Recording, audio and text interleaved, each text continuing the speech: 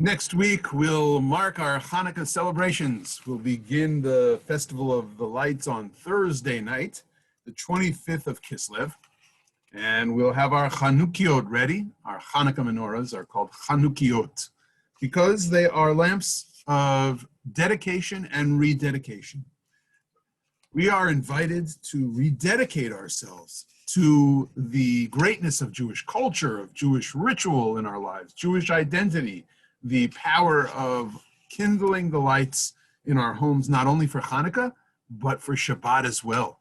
The rabbis and our sages of the Talmud brought Hanukkah together in Masechet Shabbat for good reason, because they wanted us to use these lamps to dedicate ourselves to the weekly ritual of the Sabbath as devotedly as the Hashmonaim, the Maccabees, rededicated themselves to the temple worship that began anew when they kindled the menorah in the temple precincts.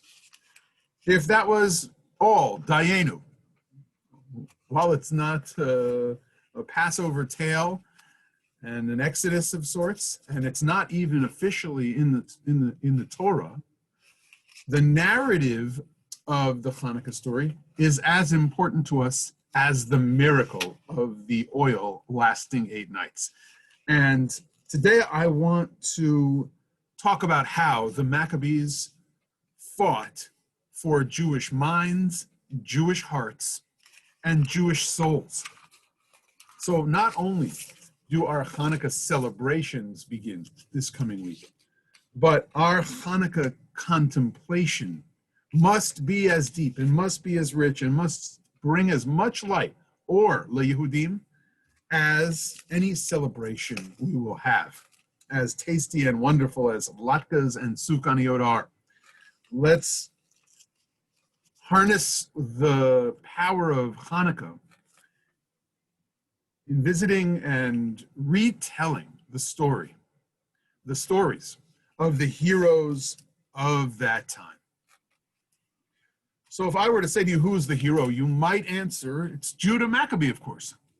But one generation before Judah, the heroic tale truly begins. Mattathias and his sons, Matityahu, fought against Hellenism, stood against the Seleucid Syrian Greek Empire. They took up the mantle of battling for Jewish hearts, minds, and souls at a time when the Seleucid Greeks were committed to causing cultural assimilation of the Jewish people. Judah and his brethren, of course, were the ones to decree that the dedication or rededication of the temple altar and the lighting of the lights in the temple precincts should create a holiday for 8 days throughout all Jewish generations, as we read in the first book of Maccabees, chapter 4, verse 58. He says that it should be on the 25th of Kislev, with joy and gladness, harnessing those words that are found in the Megillah, LaYehudim Hayta Ora V'Simcha Sason Vikar, that we should keep this festival for 8 days and light the lights so that we remember all that occurred in the days of the Maccabees' struggles. Now, harnessing the words and the lashon, the language of Purim, meant something to the attentive Jewish ear. And that is that Purim, interestingly, like Hanukkah, is not mandated in the Torah. And so when the author of Maccabees Aleph, the first book of Maccabees, brought us Judah's words, Judah the Maccabee, to establish this holiday going forward for all time, there was resonance, there's an echo back to the discussion in the Talmud, the Babylonian Talmud, in Tractate Megillah, which debates the permissibility of the holiday of Purim. with its mandate to read the book of Esther, or the scroll of Esther.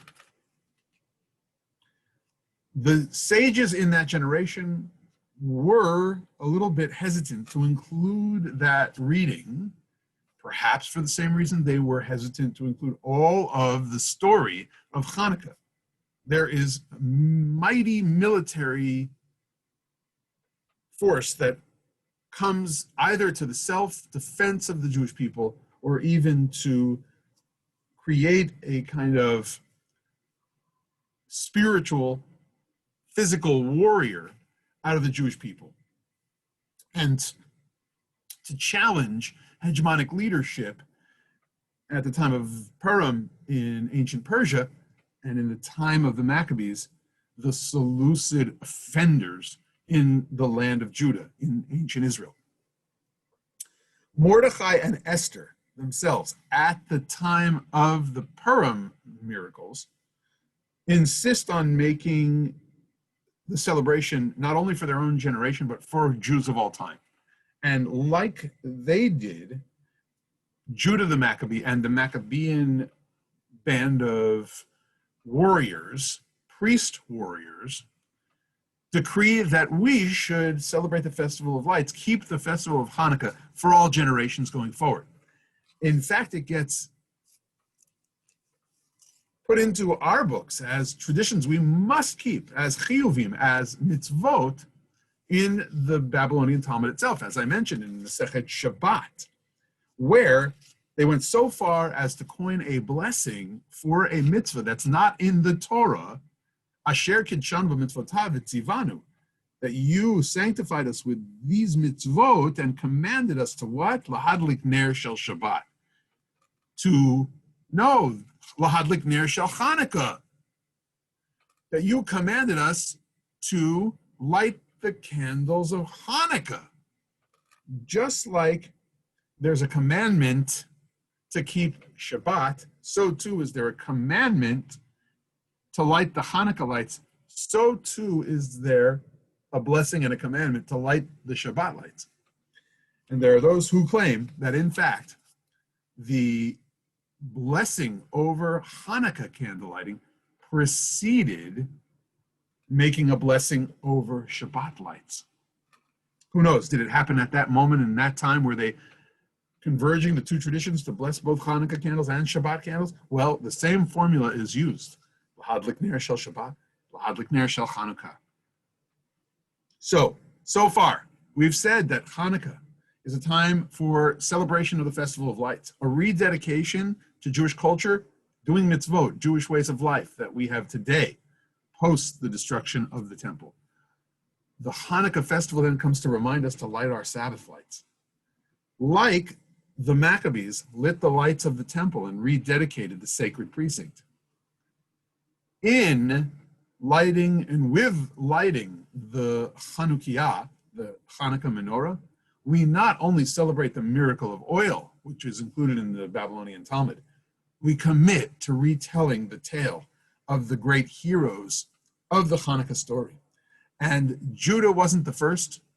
Matidyahu, his father, is the first hero we need to investigate in order to understand how a priest turned warrior created a spiritual heritage for us to celebrate and contemplate on this Festival of Lights. So it was that the Seleucid Empire, having taken the leadership helm after the Alexandrian Empire fell apart back in 323 BCE, they rose and they were more Hellenized than ever, even in Syria, and the Seleucid Greeks from that Syrian theater came and tried to assimilate all the Jews in the ancient land of Judah, in the ancient land of Israel, in Judah at the time. They even instituted decrees that brought in their minds a sense of unity and a sense of unified civility. Of course, it was an empire trying to mandate the myths and the religious modalities of all the inhabitants of that area of the world. They had Olympic games brought in, but not Olympics like in ancient Greek times even, Olympics where all must pray to the same God.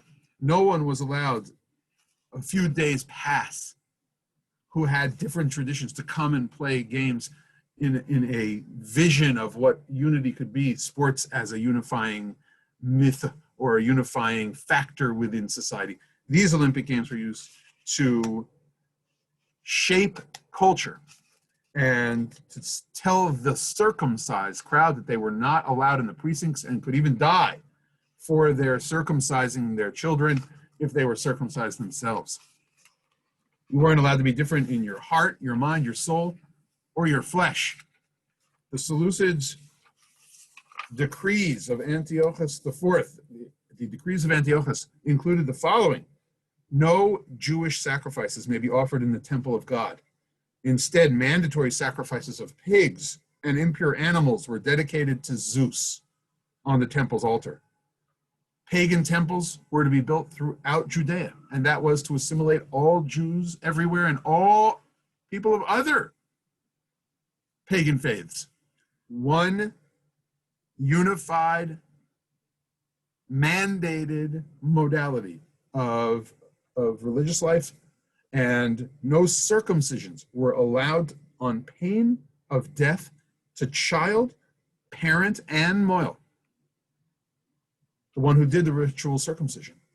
The Torah was to be forgotten, its legal system replaced with the Greek law. Shabbat and holidays were to be desecrated.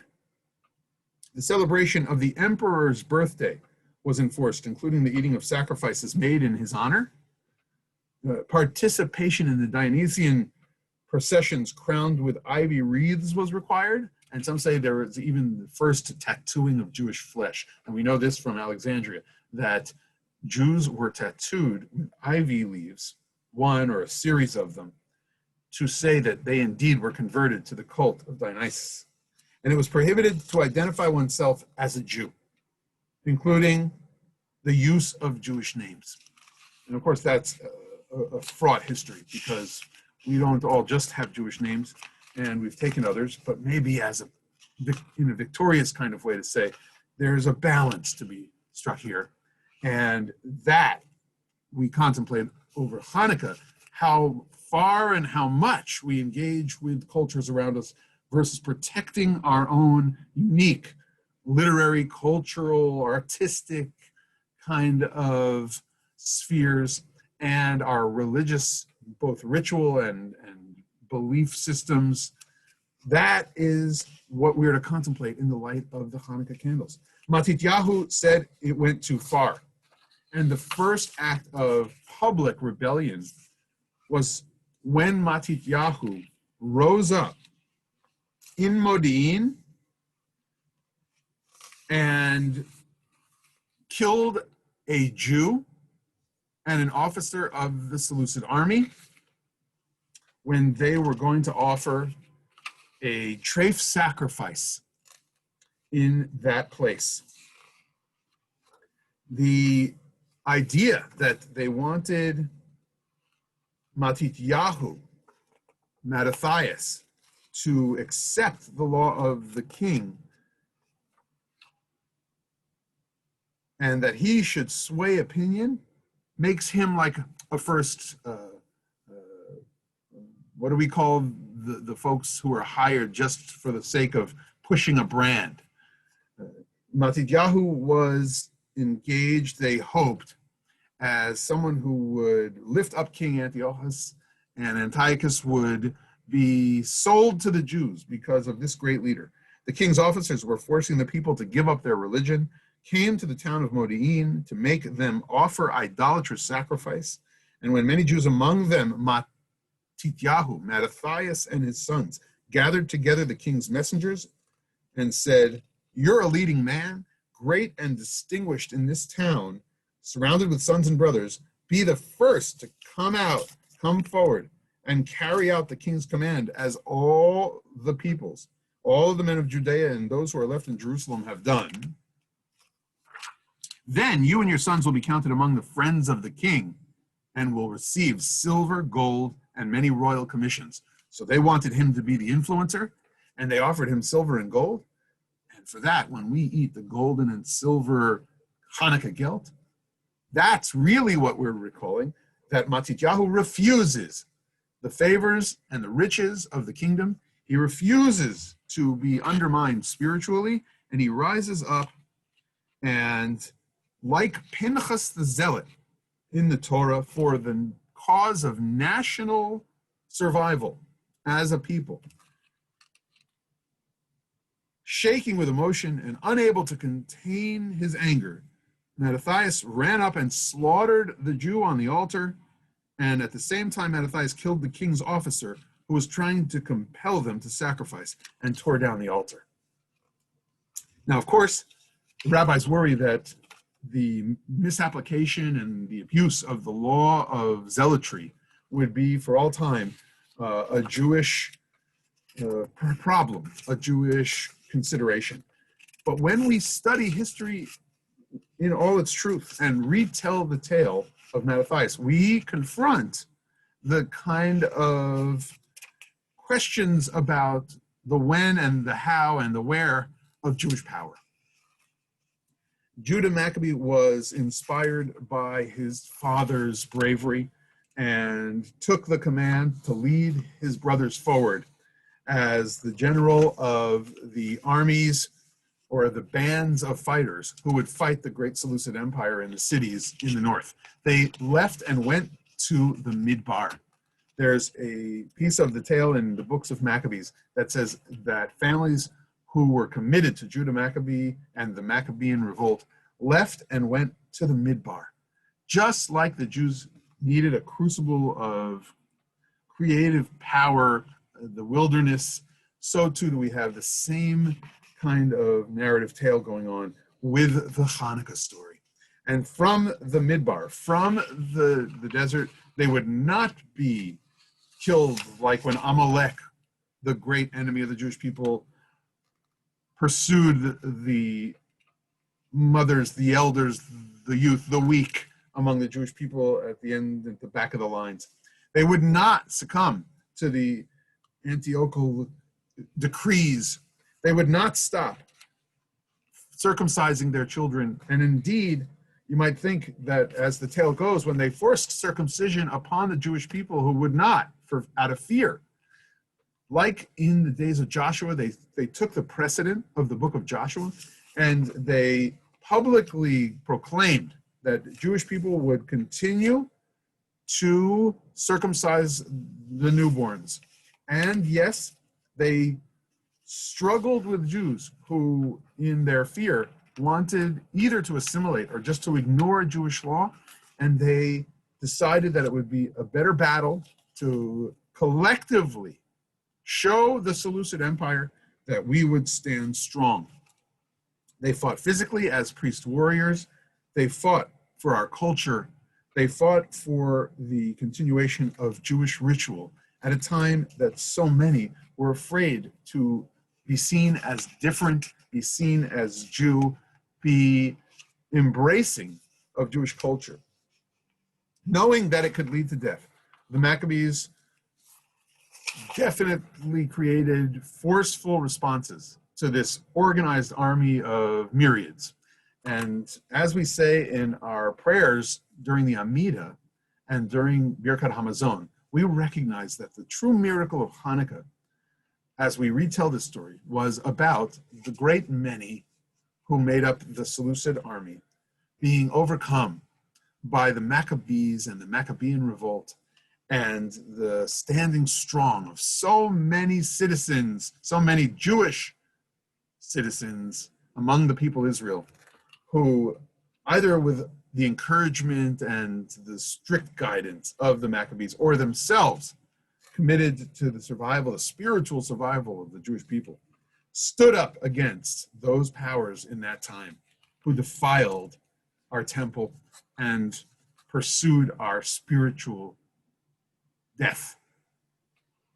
The idea that they found pure priests, people who were dedicated to the ritual while they could still stand guard, to work inside the temple, to light the lights of the menorah, and the miraculous 8 days of oil burning, and that they were able to fend off attackers for 8 days is perhaps the miracle of the festival connection to the temple. The fact that we celebrate it and that they just had only a little oil and they made do with what they had is also expressed in the notion of what that menorah even looked like at the time of the Maccabees, for the Seleucids had carried off the beautiful one that was in the temple, according to sources, and they created a new menorah for the temple that was just iron stakes or iron bars. Would have been 7. The temple menorah had 7 branches, and we light the 8-branched or the 8-cup Hanukkah menorah to recall that Judah Maccabee decreed for all time that we would celebrate the Festival of Lights, to recall and recount the great victory of the Jewish people, and to recall the miracle that we were able to protect our temple, renew our ritual, and of course, that we had enough oil in that small little cruise to last us those 8 days. That Jewish ritual life, that Jewish religious life, that Jewish cultural life, that Jewish identity, names, language, our ceremonies like circumcision, our Sabbaths and our Yontos should go forward into the future, is what we rededicate ourselves to at this time. As we eat our tasty delights in celebration and kindle those lights and enjoy the candles, do no work while the candles are burning. Just sit and watch them and retell this story again and again. We contemplate the true and deeper meaning of Hanukkah, an essential and important holiday in my mind for the Jewish people in our time. Judah Maccabee knew that. Like Esther and Mordechai knew we had to retell the tale of Purim, like the rabbis understood, finally, that we needed to rededicate ourselves to Jewish life at this time of year and every week, putting the Hanukkah mitzvahs within the context of the tractate of Shabbat. We dedicate ourselves to being lights among the Jewish people and hoping for a time of great light in the world through the Jewish people's kindling of these lights and our dedication to Torah Yisrael, the Torah of Israel, and our God. Shabbat Shalom and a happy Hanukkah to all of you.